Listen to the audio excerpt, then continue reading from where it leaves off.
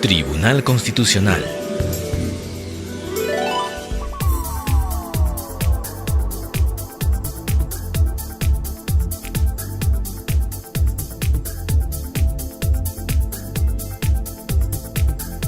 Buenos días, de pie por favor.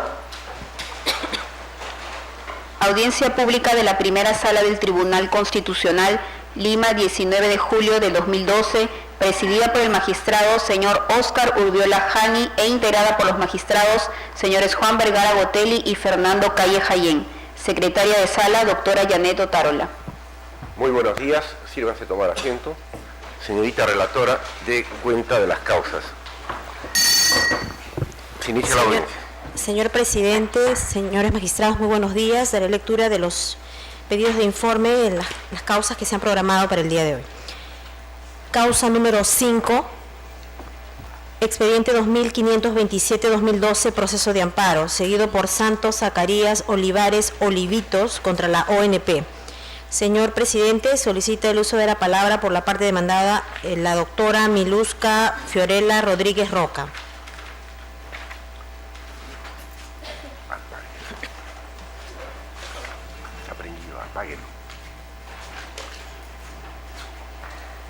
Señorita abogada, puede hacer uso de la palabra. Señores magistrados, buenos días. Respecto a la causa del expediente 2527 del 2012, debo precisar lo que pretende aquí el demandante es que se le restituya su pensión de invalidez que le fue otorgada. Mediante resolución administrativa 68984 del 21 de septiembre del 2004, se le otorga al demandante una pensión de invalidez en mérito a un certificado médico que él había adjuntado en sede administrativa, donde se había establecido que padecía, que tenía una incapacidad de naturaleza permanente. Sin embargo, la ONP, al tener ya antecedentes de que algunos pensionistas estaban presentando a sus solicitudes certificados fraudulentos, se podría decir, es que él realiza un nuevo examen al demandante en donde se establece que él presenta una enfermedad diferente a la que él había dicho que presentaba al momento que se le otorgó la pensión, teniendo un menoscabo del 12%. Es por ello que la ONP emite una resolución administrativa del 16 de abril del 2007 en donde se declara caduca la pensión de invalidez. Asimismo, en el trámite del proceso, el juzgado al demandante le ha solicitado que presente el certificado médico emitido por una comisión médica. Sin embargo, hasta el momento el demandante no se ha sometido a dicha evaluación y no ha sido presentado dicho dictamen, por lo que solicitamos sea confirmada la sentencia venida en grado. Vista la causa, al voto. Causa número 11. Expediente 2564-2012, proceso de habeas corpus, seguido por Jaime Algarima Janampa contra Nieves Molina, Chirinos y otros. Señor presidente, solicita el uso de la palabra por la parte demandada la abogada Carmen Amelia Suta Acuña. Señor abogado, puede hacer uso de la palabra.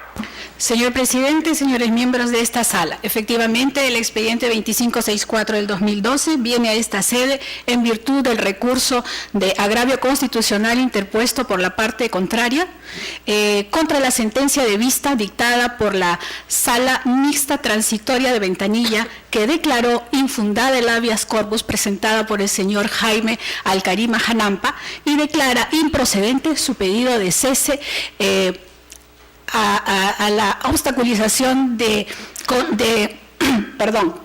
colocar un portón en el pasaje Capricornio que da acceso a las viviendas ubicadas en el Cerro a la Milla. Me explico.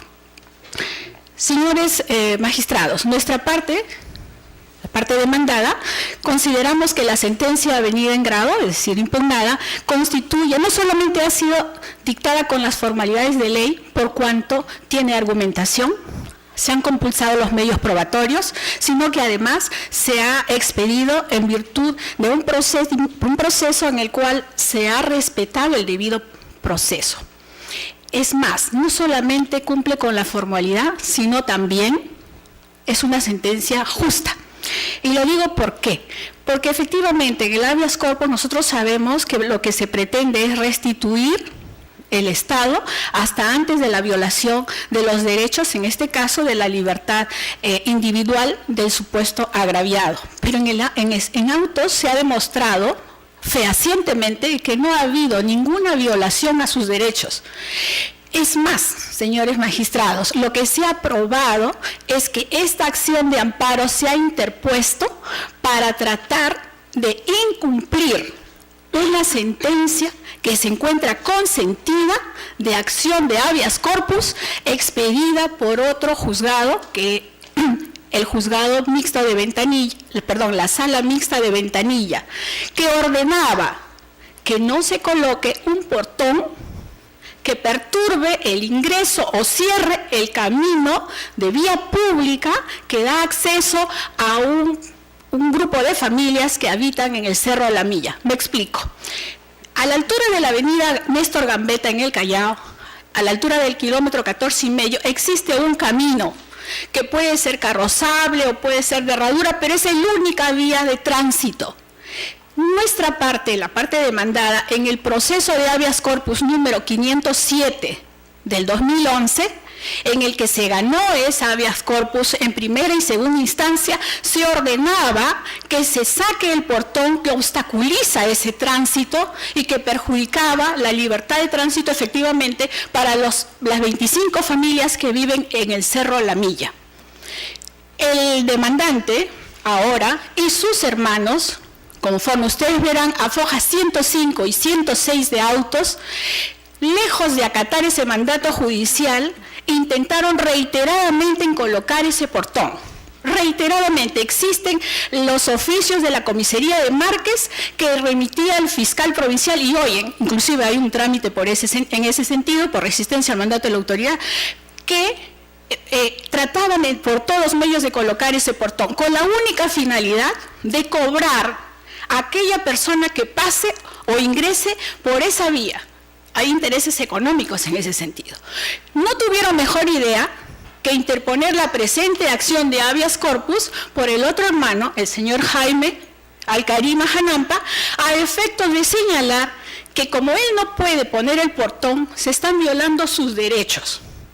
Sus derechos a efectivamente colocar ese portón porque supuestamente da seguridad a su vivienda, y efectivamente a raíz de que los policías le manifestaban y le exhortaban para que dé cumplimiento a esa orden judicial anterior, ha denunciado también a los efectivos policiales por supuestamente hostigamiento y amenaza de detención. Por lo tanto, la sala mixta transitoria de Ventanilla, haciendo un análisis efectivo, declaró infundado el habeas corpus e improcedente su pedido de que se cese de declarar improcedente en cuanto al cese de impedir la instalación de la puerta que le brinda seguridad y protección a toda su familia, porque se trata de que ya existe una resolución consentida y ejecutada el 14 de diciembre del año pasado que saca ese portón. Lamentablemente, en este proceso de habeas corpus, en primera instancia, la sentencia salió favorable al demandante y en ese sentido se ejecutó la medida y se ha colocado actualmente ese portón. Por lo tanto, 25 familias actualmente se encuentran impedidas de ingresar a sus viviendas. Ese es el único propósito por el cual se ha interpuesto esta acción de habeas corpus. Es más, el señor demandante en sus declaraciones, en la penúltima pregunta que obra a foja 62, reconoce la existencia de este proceso. En este mismo proceso reconoce la existencia del juicio anterior y señala que efectivamente tiene conocimiento de ello. Existen los oficios, como reitero, a fojas 105 y 106, que dan cuenta que él y sus hermanos no quieren acatar lo dispuesto en la acción de amparo anterior. Por lo tanto, señores magistrados, considero de que debe ser confirmada la resolución de vista. Muchas gracias. Vista la causa, al voto. Causa número 14, expediente 2579-2012, proceso de amparo, seguido por Estela Arce Villavicencio contra el fiscal superior de la Segunda Fiscalía Superior Penal de Moyobamba. Señor presidente, solicita el uso de la palabra por la parte demandada la abogada Claudia Carola Valdivieso Piscoya por la Procuraduría Pública del Ministerio Público, quien solicita acumulación para efectos de informe con la causa número 16. Se acumulan las causas para efectos del informe oral. Señorita abogada, puede hacer uso de la palabra. Muchas gracias, señor presidente. Buenos días, señores magistrados. Con su venia, señor presidente. En la causa 2575 del 2012, la Procuraduría del Ministerio Público asume la defensa del doctor Carlos Bedoya Casablanca, fiscal superior de la Segunda Fiscalía Superior Penal de Moyobamba.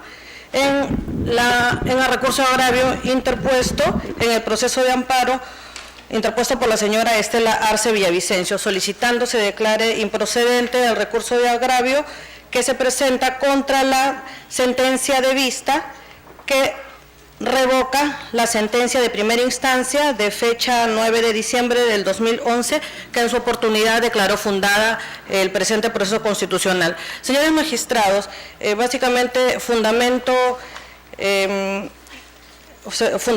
que debe de declararse improcedente el presente recurso de agravio por los siguientes argumentos. Lo que pretende la demandante es que se declare nula la disposición fiscal emitida por el señor fiscal superior, en tanto declara infundado el requerimiento de elevación al superior dispuesto en torno a la disposición emitida por el fiscal provincial de la Primera Fiscalía Provincial Penal Liquidadora de Rioja. Ello porque lo que se pretende es que se pueda declarar nula el requerimiento de elevación al superior para que se continúe investigando la denuncia interpuesta por la mencionada demandante, interpuesta por el delito de coacción, ¿no? ¿Cuáles son los argumentos de la recurrente? Los argumentos son que en su oportunidad el señor fiscal provincial consideró que no existía, que no procedía la formalización de investigación preparatoria, toda vez que no se había individualizado al presunto autor. Luego es elevado el requerimiento al superior y el señor fiscal superior demandado considera que se debe declarar infundado el requerimiento, pero porque los hechos denunciados no constituyen delito. Por este motivo, la recurrente considera que ha existido una motivación aparente y que debería de continuarse la investigación. Sin embargo, señores magistrados, como es de verse, el señor fiscal superior lo que ha efectuado es un análisis en su totalidad de los hechos denunciados y consideró en todo caso que tampoco existe el delito denunciado, ¿no? Lo que no quiere decir que no ha tomado en cuenta el fundamento del señor fiscal provincial, ¿no? Siendo ello así, lo que ha efectuado el señor fiscal superior es una argumentación en base al artículo 334 del nuevo Código Procesal Penal y en uso de las atribuciones del artículo 5 de la Ley Orgánica del Ministerio Público. Por eso, considerando, señores magistrados, solicito se declare improcedente el recurso de agravio interpuesto por la demandante. Señores magistrados, continuando con el siguiente expediente, en torno al proceso de amparo interpuesto por el señor Nicasio Quispe Aponte contra el doctor Pablo Seminario Flores, fiscal provincial de la Primera Fiscalía Provincial especializada en delitos aduaneros de Lima. Lo que pretende el demandante es indicar que se ha vulnerado el derecho al debido proceso, a la tutela jurisdiccional efectiva y a la propiedad, en tanto existe la incautación del vehículo de placa de rodaje RN 1752 desde septiembre del año 2010 y que era de conocimiento del señor fiscal provincial demandado. Como puede verse de autos y en su oportunidad lo tomó en cuenta la Sala Civil, así como de los escritos que presentó la Procuraduría, el proceso antes la investigación antes indicada, se procedió a la incautación del mencionado vehículo en cuanto a que existe una investigación en trámite, ¿no? El señor demandante argumenta de que el vehículo es de su propiedad y que no se encuentra investigado, por ese motivo es que no debería de continuar la incautación. Sin embargo, el demandante es el cuarto propietario del vehículo y lamentablemente este vehículo se encuentra inmerso en una investigación bastante compleja, ¿no? aproximadamente 250 vehículos que se encontrarían dentro del delito de contrabando, ¿no? Sin embargo, a la fecha, ¿no?, pese a que puede considerarse, como lo he dicho en su momento el Supremo Tribunal que ustedes se encuentran componiendo con la sentencia 1210 del 2004, ¿no?, los temas de incautación en delitos de aduana son medidas preventivas, ¿no?, y provisionales. En el presente caso, la incautación versaba sobre el vehículo y si bien es cierto no existe una investigación contra el demandante, lo que sí es cierto es que lamentablemente el vehículo se encontraba dentro de esta investigación. A la fecha, dicha investigación, señores magistrados, ya ha sido formalizada ante el juez penal y tanto así las medidas sobre el vehículo también ha sido puesta en conocimiento del señor juez penal del segundo juzgado penal liquidador de Pasco, ¿no? Por estos motivos, señores magistrados. Señora abogada, el Sí. magistrado Fernando Calle le va a formular una pregunta. Gracias, con vuestra venia, presidente. Dígame, ¿este vehículo o vehículos están dentro de la prohibición que dimos nosotros en una sentencia en cuanto al periodo de tiempo para poder importarlos? El tema, señor magistrado, es que respecto de estos vehículos, ¿no?, si bien es cierto la investigación de fondo, no podría comentarlo al respecto porque es una investigación bastante amplia. Tal es así que nace en Lima, posteriormente se va a la segunda Fiscalía Provincial de Pasco, luego sube en consulta porque consideraron que no debían de conocerla, sube en consulta al superior, luego es remitida nuevamente a la segunda Fiscalía Provincial de Pasco y luego de ello es que ha decidido que se debería de haber formalizado la denuncia penal porque todavía en la época en que se ha formalizado, estábamos en el mes de mayo del 2012, no se ha formalizado por delito de asociación ilícita para delinquir y también por contrabando. Gracias, presidente. Vista la causa, al voto.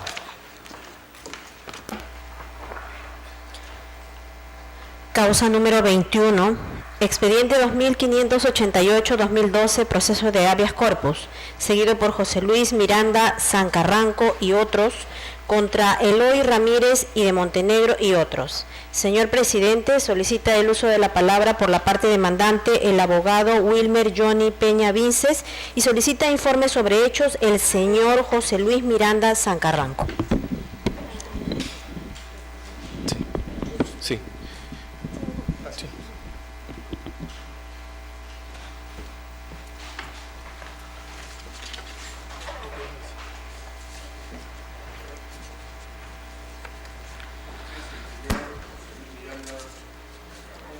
Sí, efectivamente, señor presidente.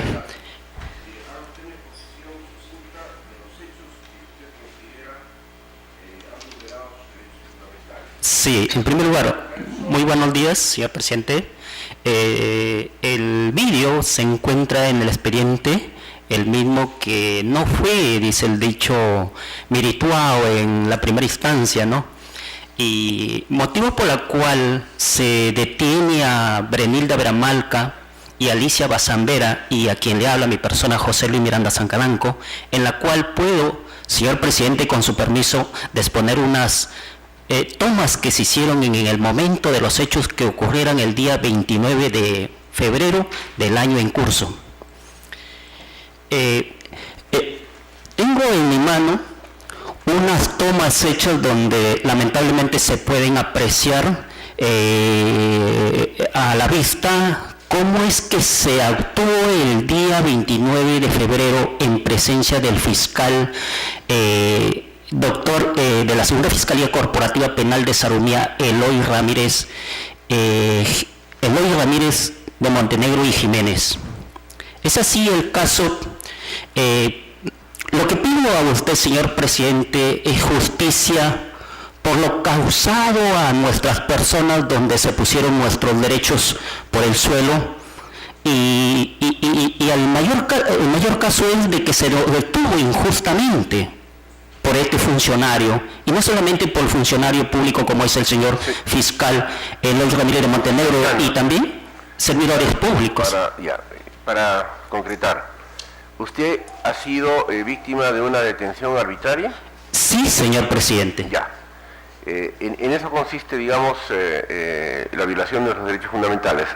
Exactamente. Detenido arbitrariamente, por lo que usted expone ahí con estas fotografías, violentamente, y ha sido detenido y retenido como tal. Exactamente, Correcto. señor. Esos son los hechos. Sí. Vamos a escuchar a los abogados entonces. Muchísimas gracias, señor presidente. Buenos días, señor presidente. Señores vocales, la demanda de habeas corpus que se ha interpuesto en el Distrito Judicial de Tumbes es un habeas corpus innovativo.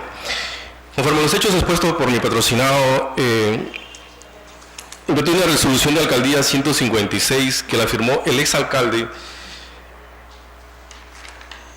El teniente alcalde, cuando estuvo en funciones, a raíz de que mi patrocinado le ganó un juicio de desalojo, en acción de venganza, dispone un operativo en conjunto con el Ministerio Público, el Serenazgo, el gobernador y el juez de paz, para erradicar, entre comillas, una crianza de ganado porcino, según de salvaguarda de las normas de sanidad pública.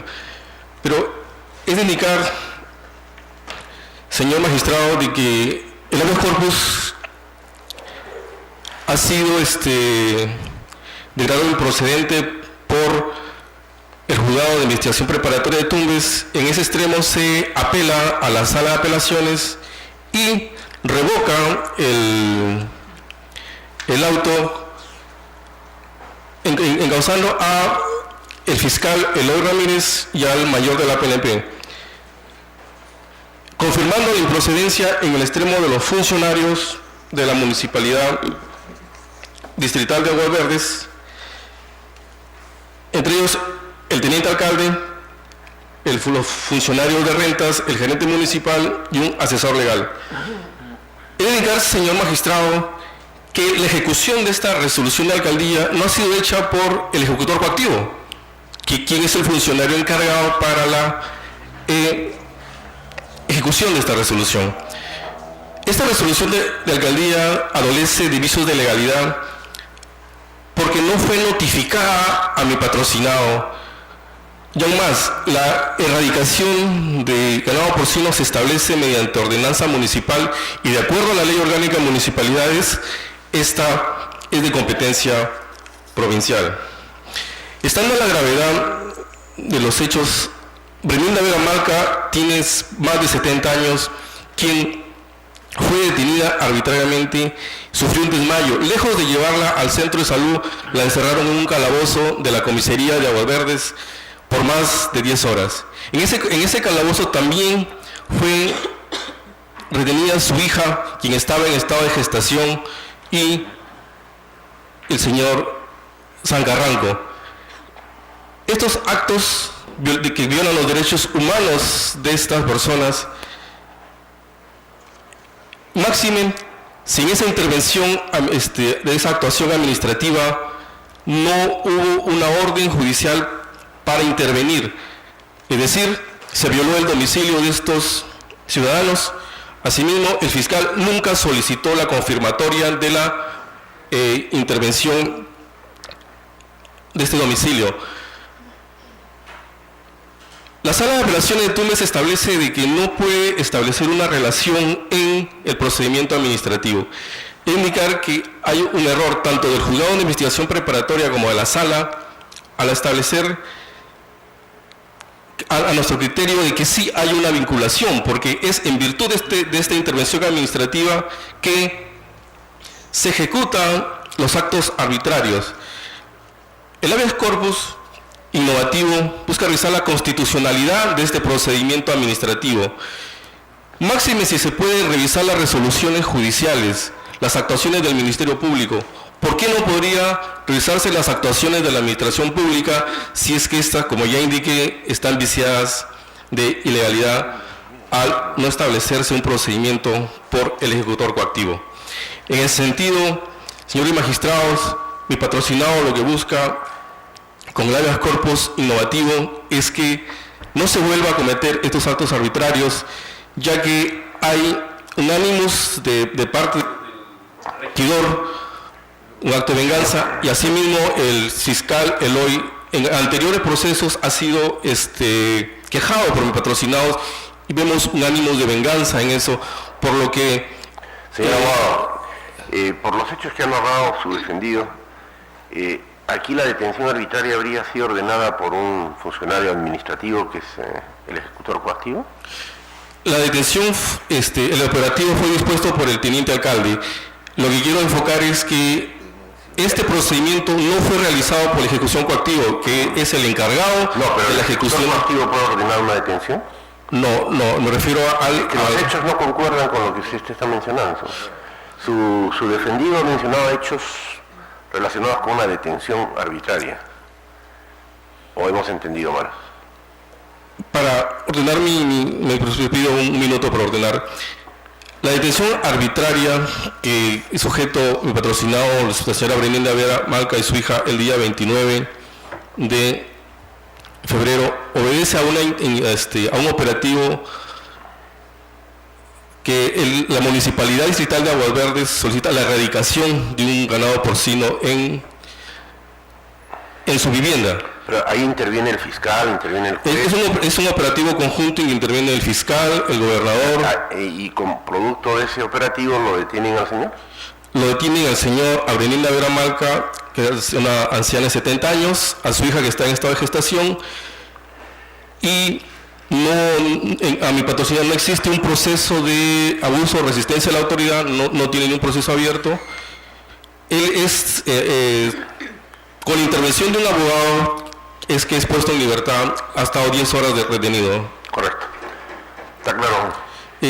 Para concluir, señor magistrado, en este orden de ideas, solicito sea merituado el audio que está en el expediente, que es más claro. En ese sentido, solicitamos se declare fundada la de corpus innovativo presentado por mi patrocinado. Vista la causa, al voto. Causa número 23. Expediente 2591-2012, proceso de amparo, seguido por Alejandro Castro Panana contra la ONP. Señor presidente, solicita el uso de la palabra por la parte demandada el abogado Juan Carlos Rojas Vargas.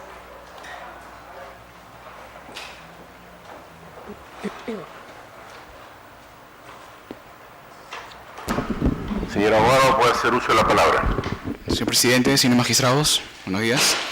Viene un recurso agravio constitucional, la demanda interpuesta por el señor Castro Panana.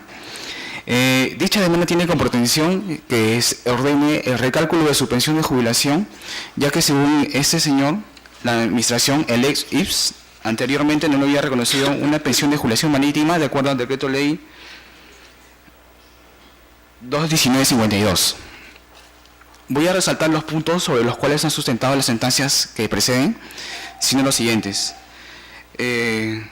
La pretensión del desplazante no se sujeta a los presentes vinculantes del expediente 1417-2005, ya que no se ha vulnerado el contenido esencial del derecho fundamental de la pensión, ya que la viene percibiendo de manera oportuna y normal. Segundo, la pensión que actualmente percibe ha sido reajustada de acuerdo a la ley 23908, después de un proceso judicial en el cual se ordenó el ajuste. En dicho proceso judicial, el demandante no discutió o puso en tela de juicio el otorgamiento de una pensión de jubilación marítima, lo cual evidencia que ahora pretende obtener un beneficio mayor y económico. Y finalmente, las salas ha establecido muy claramente que en autos el demandante no ha aportado documento que acredite que haya trabajado como en labores marítimas. Por tanto, solicitamos que la demanda sea desestimada en todos sus extremos. Vista la causa, al voto. Causa número 25. Expediente 2004-2012, proceso de amparo, seguido por Juan Antonio Quincho Quintana contra la ONP. Señor presidente, solicito el uso de la palabra por la parte demandada la abogada Claudia Gabriela Monzón Díaz, quien solicita acumulación para efectos de informe con la causa número 27. Se acumulan las causas para efectos del informe oral. Señorita abogada, puede hacer uso de la palabra. Buenos días, señor presidente y señores magistrados. En la causa de expediente número 2594-2012, proceso de amparo interpuesto por el señor Juan Antonio Quinche Quintana, el demandante solicitó la inaplicación de la resolución expedida en el año 2004 por la ONP, en el que se le denegó el otorgamiento de pensión de jubilación minera y se le reconoció 4 años y 6 meses de aportes. El demandante solicita que se le otorgue esta modalidad pensionaria conforme a lo dispuesto en la ley 25009, porque considera que únicamente con 10 años podría obtener esta pensión. Se verificó que los aportes que había realizado el demandante únicamente ascendían a la cantidad de 4 años y 6 meses. Sin embargo, en primera instancia, a pesar de los pocos medios probatorios que el demandante presentó, en aplicación del decreto supremo que señala que se pueden acreditar algunos años más de aportes, específicamente 4 años más, se le reconocieron 4 años de aportes, adicionalmente a lo que se verificó que el demandante había trabajado para la empresa Cerro de Pasco Corporation por un máximo de 10 años y 4 meses de aportes. La sumatoria de estos años no llevó al mínimo requerido para acceder a la modalidad de pensión de jubilación en la modalidad de trabajo en minas subterráneas, que en el artículo 2 de la ley 25009 se señala que este tipo de trabajadores debe acreditar un mínimo de 20 años de aportes. Por tal motivo, la tercera sala civil, al igual que el séptimo juzgado constitucional, declaró infundada la demanda, pues se verificó que el demandante no acreditó los aportes necesarios para acceder a lo solicitado, en observancia de que no presentó documentos establecidos como idóneos para acreditar aportes en el expediente 4762-2007 que constituye precedente vinculante. Por tales motivos, solicito que se desestime el recurso de agravio constitucional y se declare infundada esta demanda. En el expediente número 2597-2012, causa interpuesta por el señor José Manuel Chonate Horna, el demandante solicitó que se declare la nulidad de la resolución 7717-2008 expedida por la ONP, en la cual se le denegó pensión de jubilación ordinaria. En este caso, al demandante solo le fueron reconocidos un mes de aportaciones en la vía administrativa. En el proceso de amparo, a efectos de acreditar la titularidad del derecho que le habría sido vulnerado, el demandante únicamente presentó un certificado de trabajo en copia simple. Al verificarse que no presentó otros documentos adicionales a efectos de corroborar lo expuesto en el certificado de trabajo, se declaró improcedente su demanda. El sentido de este fallo fue confirmado por la sexta sala civil, que también declaró improcedente la demanda, al verificarse que no cumplió con acreditar los aportes que fueron necesarios. Por tal motivo, solicito asimismo que se estime este recurso de agravio constitucional y se declare improcedente la demanda. Vistas las causas, al voto. Causa número 44. Expediente 2646-2012, proceso de habeas corpus, seguido por Delcy Beatriz Gómez Tomaya contra el juez del primer juzgado penal de la Corte Superior de Justicia de Lima. Señor presidente, solicita el uso de la palabra por la parte demandante la abogada Fausta Arelí Román Castillo.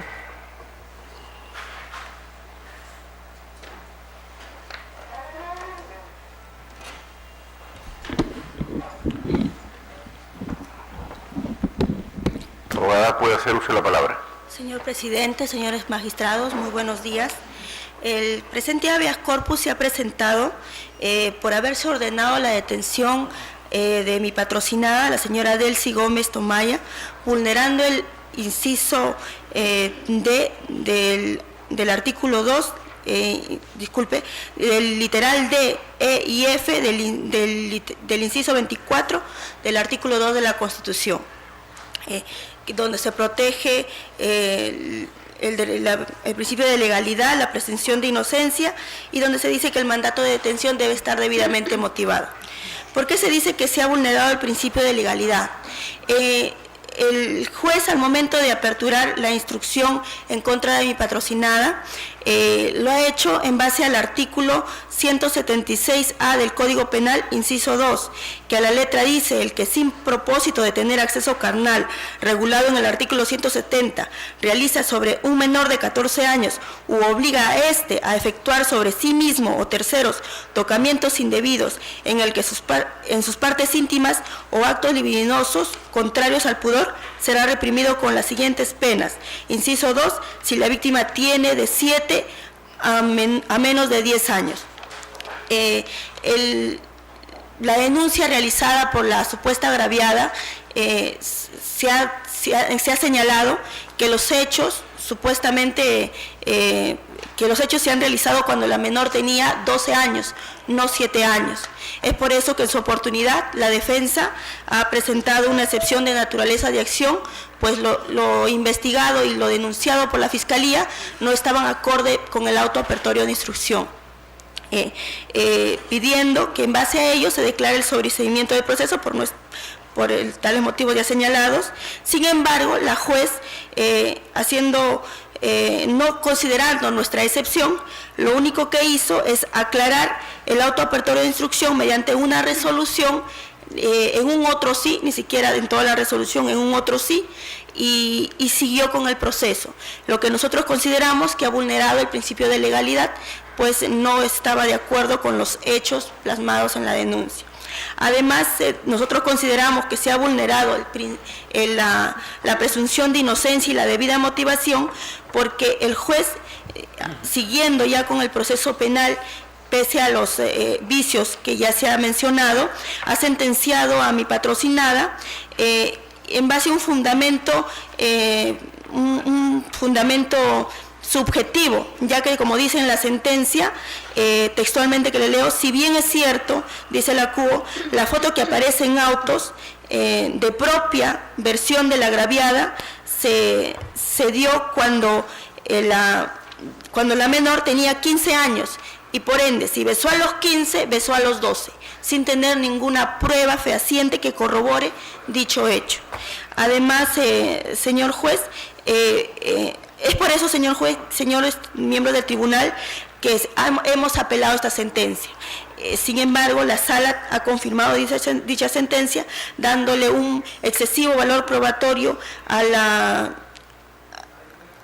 las declaraciones de la supuesta agraviada y a la evaluación psicológica que arroja que la menor tiene una personalidad en estructuración, dificultades emocionales, ansiedad y depresión.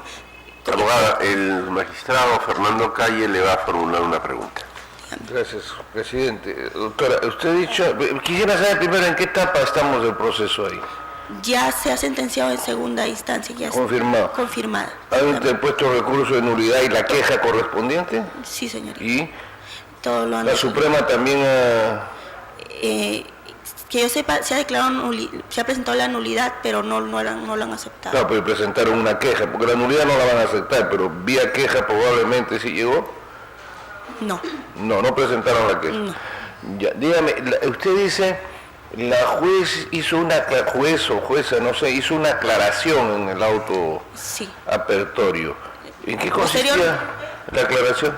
Posteriormente, en una resolución a pedido del fiscal, hizo algunas precisiones, y en un otro sí de la resolución, con líneas pequeñas, unas 2-3 líneas, dice: aclárese el auto apertorio de instrucción, debiendo abrirse instrucción por el artículo 176A, inciso 3, y no inciso 2, como se había abierto en el auto apertorio de instrucción. ¿Cómo cree usted que debió haber hecho la aclaración? A mi criterio, señor juez, yo considero que debió haberse retrotraído el proceso hasta la etapa que se había ocasionado el vicio, para poder iniciar nuevamente la defensa en base a ese inciso. Ante la resolución que contempla esa aclaración, ¿cuál fue la posición de la defensa?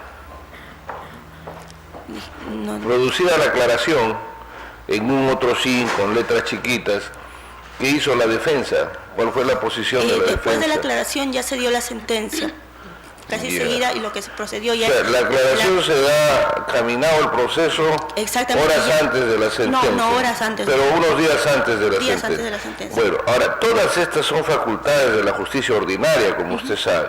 ¿Cuál es su pretensión constitucional aquí?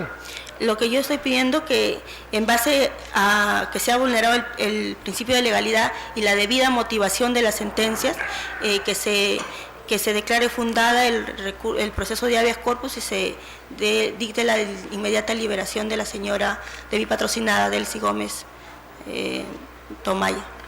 Que nosotros ordenemos la libertad. Que se declare el habeas corpus Ya. fundada. Gracias, presidente. Vista la causa, al voto. Causa número 46. Expediente 2651-2012, proceso de amparo, seguido por C&B Inversiones Inmobiliaria S.A. contra la Municipalidad Metropolitana de Lima y otro. Señor presidente, solicita el uso de la palabra por la parte demandante el abogado Roberto Rolando Burneo Bermejo.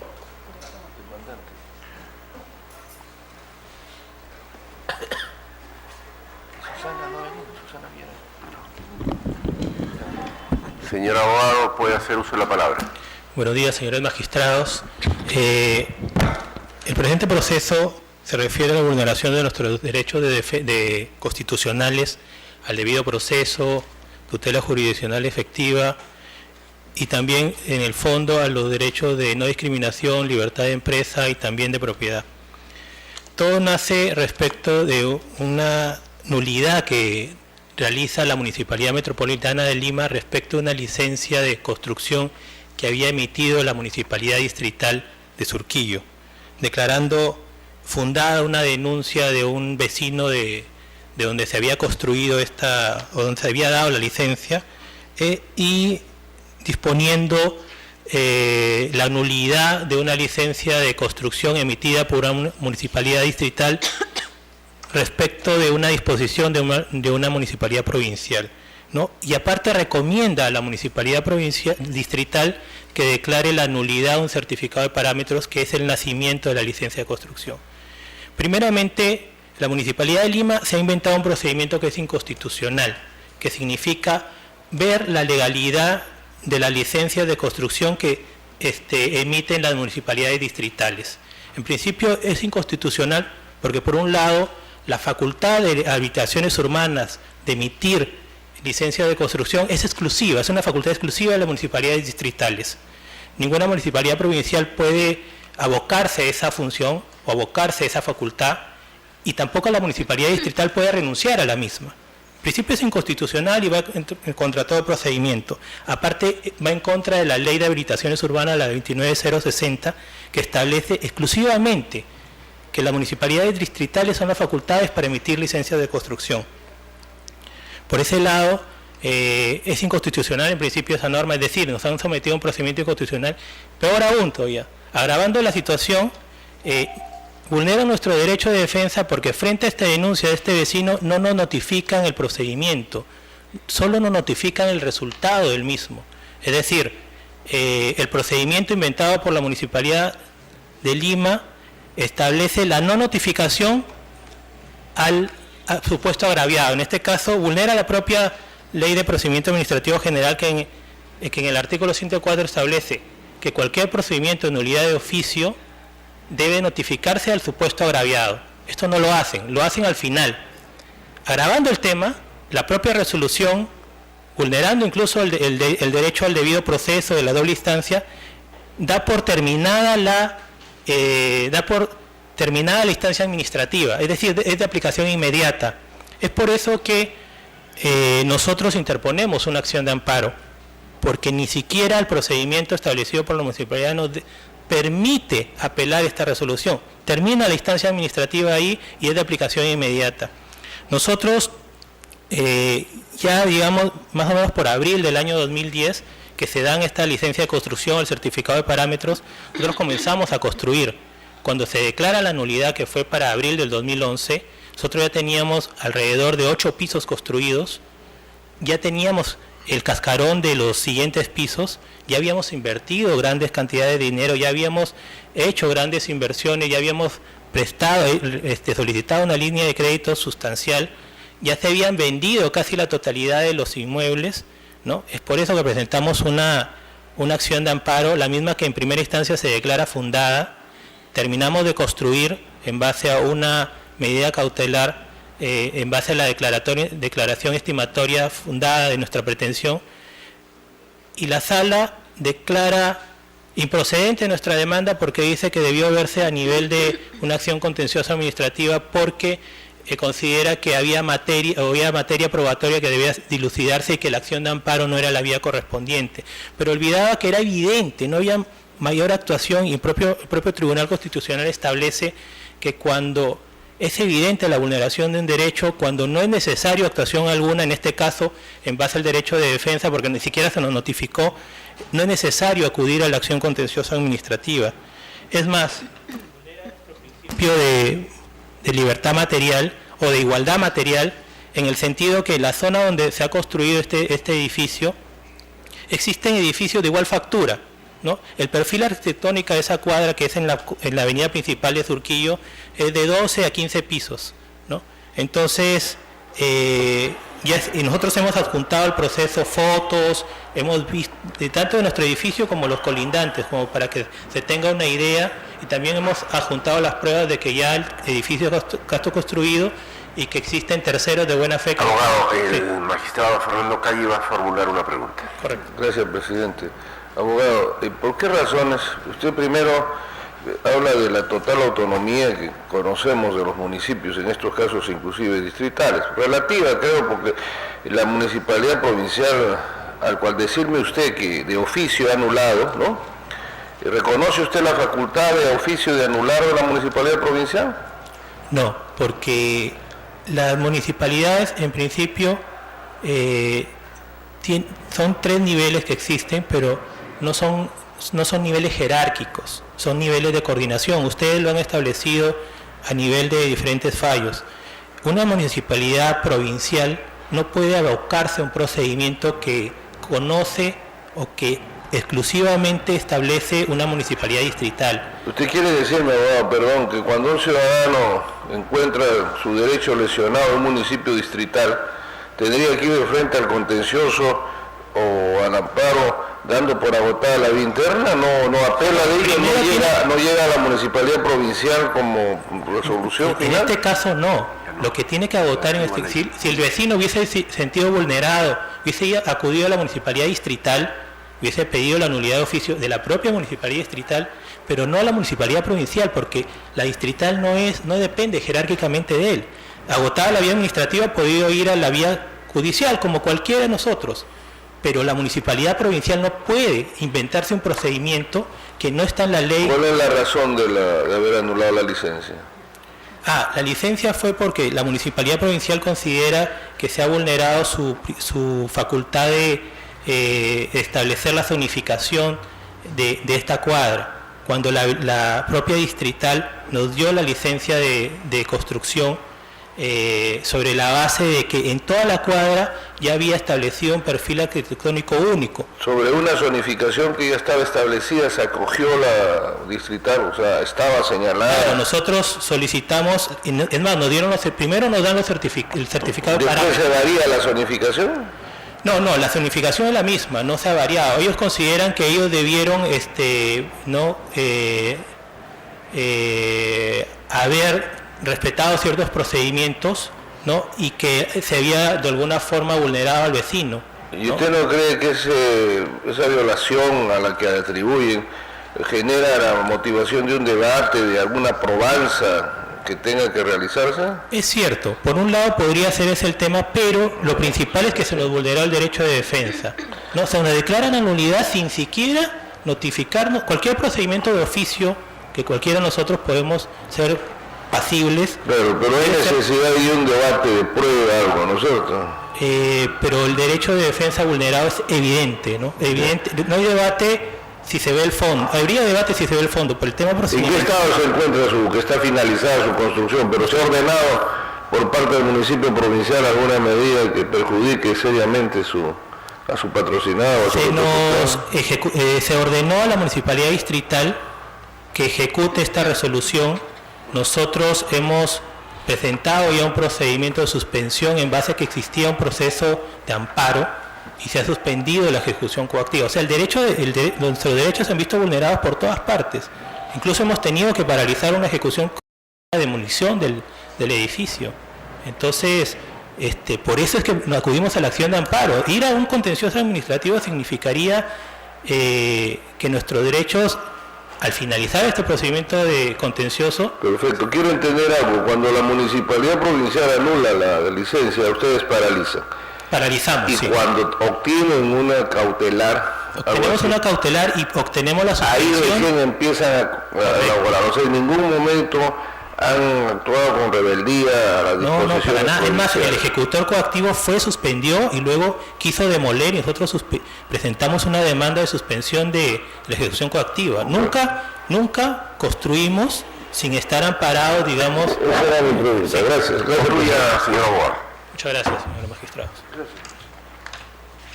¿Ha concluido? No, finalmente, señor juez, quería concluir ya... Brevemente, por favor, porque su tiempo ha vencido. Sí, por favor.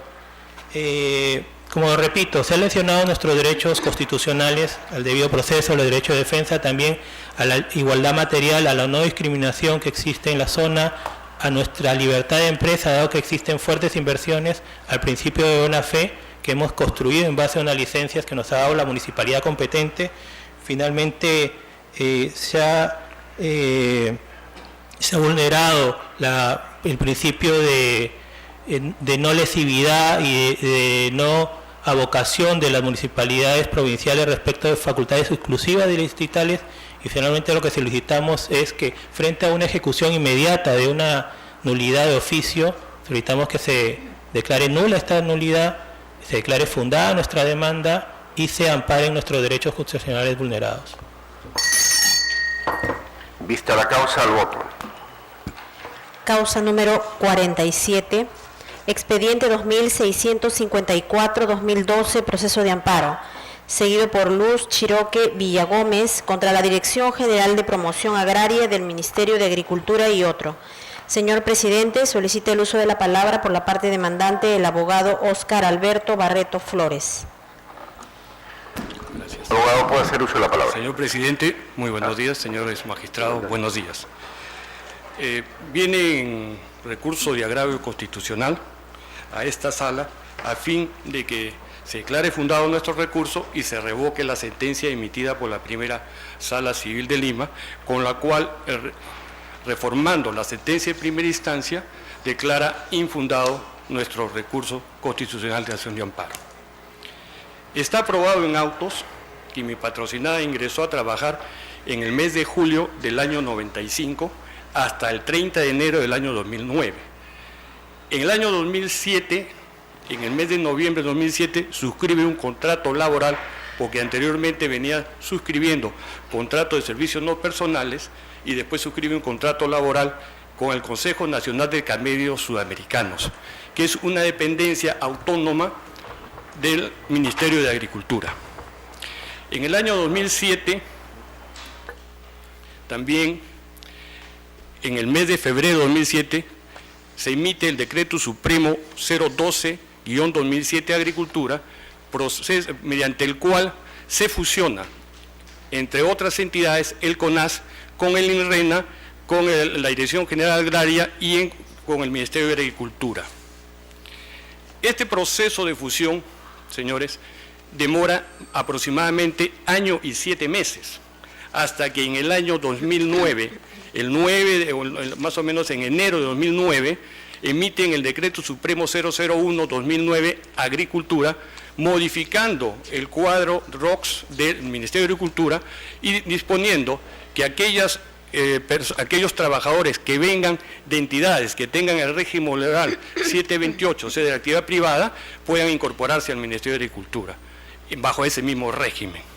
Es ahí donde se violan los derechos laborales de mi trabajador y se viola el derecho constitucional en el artículo 23, el derecho al trabajo, así como el inciso 10 de la Ley de Acción de Amparo. El fundamento de la resolución establece que mi patrocinada firmó un contrato cash. Según la contestación de la demanda hecha por el Procurador Público claramente dice que firmó un contrato cash el 31 de julio del año 2008, el mismo que terminó el 31 de agosto del año 2008. Y desde septiembre a la fecha del 2009 que sucedió el despido, no hubo ningún contrato. ¿Por qué no hubo ningún contrato? Porque ellos mismos se dieron cuenta que era una entidad que estaba con la 728, y esa entidad que estaba con la 728 no regían los contratos CAS, conforme al ámbito de aplicación de la misma norma, en el artículo 2, que el Tribunal Constitucional se ha servido a aclarar, que estos contratos administrativos de servicio son únicamente para las entidades que están bajo la norma de la 276. Y el CONAS, que es el Consejo Nacional de Caminos Dominicanos, estaba desde su creación en el año 92, así como su reglamento interno, como la ley de agricultura establecía que todo el personal de esos trabajadores de esas entidades eran bajo la norma del régimen privado, 728. Es por eso que a partir de agosto del 2008, no suscribe ningún contrato. Por lo tanto, mi patrocinada, como prestaba servicios al Consejo Nacional de Caminos Dominicanos, que tenía como régimen laboral a sus trabajadores bajo la 728, le asiste el derecho de que se ha violado sus derechos constitucionales, el derecho al trabajo, porque ella era una trabajadora estable, con contrato indeterminado. ¿Por qué? Porque dentro de la norma laboral que rige el derecho privado, el contrato laboral se puede hacer de dos formas, escrito o simplemente verbal. Y al no haber un contrato suscrito a partir de agosto de 2008, entra el contrato laboral, prima el contrato laboral, porque en caso de duda entre una norma y otra, prima los derechos del trabajador. Señores magistrados, es que se ha constatado y está en el expediente la constatación policial, donde se presentan a la empresa, en este caso al CONAS, a los bienes del CONAS, y el director general de administración encargado del CONAS manifiesta que la trabajadora ha trabajado hasta el 30 de enero del año 2009 en el CONAS, el Consejo Nacional de Camellos Sudamericanos. Es por eso que el juzgado de primera instancia declaró fundada la demanda y dispuso su reposición de mi patrocinada, lo cual la sala la revoca en ese extremo, y nosotros estamos solicitando por agravio constitucional se declare fundado nuestro agravio y se revoque lo de la sala. Muchas gracias. Vista la causa, al voto. Gracias. Causa número 51, expediente 2667-2012, proceso de habeas corpus, seguido por Guillermo Humberto Valdivieso Méndez, a favor de Henry Bouverier Alor, contra los jueces de la tercera sala especializada en lo penal para procesos con reos en cárcel de la Corte Superior de Justicia de Lima. Señor presidente, solicita el uso de la palabra por la parte demandante el abogado Guillermo Valdivieso Paiva. Abogado, puede hacer uso de la palabra. Señor presidente, señor magistrado, muy buenos días.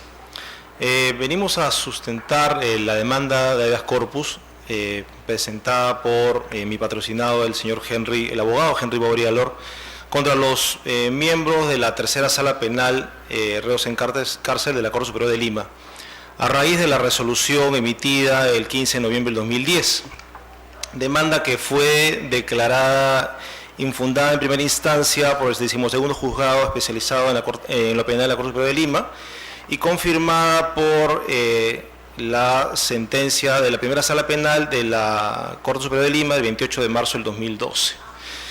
Ambas decisiones se sustentan en el hecho que en realidad dicen que hemos recurrido al proceso de habeas corpus con el objeto de que el órgano jurisdiccional se pronuncie sobre una materia que es estrictamente vinculada a la jurisdicción ordinaria penal. Sin embargo, señor presidente, señores magistrados, lo que queremos aquí incidir es en el hecho que la tercera sala penal, en la resolución que es objeto de cuestionamiento, está afectando el derecho a la tutela procesal efectiva y al debido proceso en la medida en que no cumple con los presupuestos para que que sea emitida con arreglo a la ley, en la medida en que se vulnera el derecho a la debida motivación. Una resolución que debe ser fundada en derecho y motivada en derecho no cumple con esa exigencia, y además hay una vulneración del principio de legalidad procesal penal. Me explico. Mi patrocinado, a raíz de un lamentable accidente con pérdida de vidas humanas, es detenido.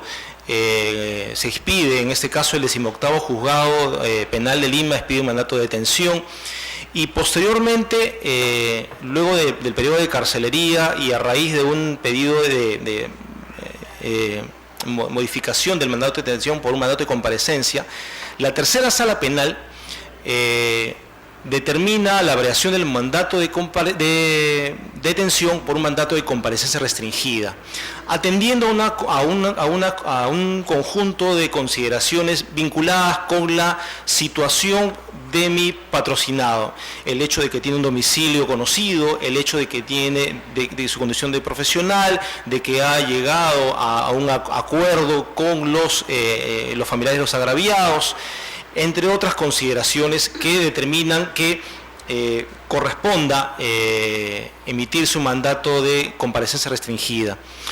Y gracias a esto, mi patrocinado goza de libertad cerca de un año aproximadamente, cuando el 18º Juzgado, atendiendo las consideraciones de tercera sala respecto a este mandato de comparecencia restringida y en función a todo lo evaluado, determina e impone, como era de esperarse, una pena privativa de libertad, pero condicional a 4 años. Y posteriormente, elevados los actuados a raíz del recurso de apelación formulada por el representante del Ministerio Público, esto sube nuevamente a la tercera sala penal, quien es la que finalmente varía la pena impuesta de pena efectiva, pena privativa de libertad efectiva a pena condicional, elevándola a 5 años. Lo curioso de este caso, señor presidente, señores magistrados, es que los fundamentos que motivaron para que la tercera sala penal dictara un mandato de comparecencia restringida, ¿correcto?, y que motivaron a que finalmente se dictara una pena privativa de libertad condicional, no son recogidos en modo alguno por la misma tercera sala penal.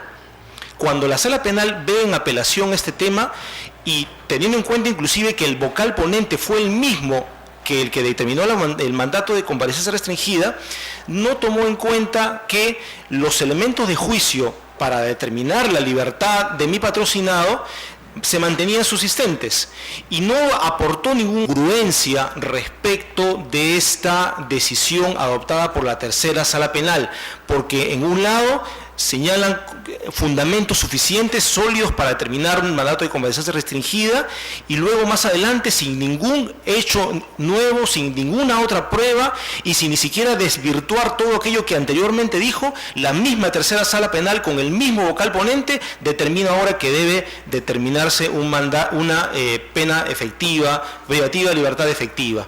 Y eso ciertamente es un aspecto que afecta a la motivación suficiente, cierta y sobre todo congruente de una decisión jurisdiccional, porque al haberse determinado un mandato, una pena efectiva de privativa de libertad efectiva, mi patrocinado ha tenido que retornar nuevamente a la cárcel luego de 2 años prácticamente de haber estado en libertad gracias a la decisión de la misma tercera sala penal, y gozando de su condición de abogado, de su condición de asesor de diversas entidades públicas, de una persona realmente honorable que no tiene razón de ser porque hoy está en esta condición. Como segundo aspecto adicional respecto a esa resolución, señor presidente, señores magistrados, la tercera sala penal, no obstante no haber considerado ningún aspecto nuevo para determinar una variación de libertad a cárcel, digamos en el sentido más sencillo del aspecto, recoge una declaración testimonial de una persona que emitió una declaración en la etapa policial y que no fue recogido y que no fue recogido en la etapa procesal judicial.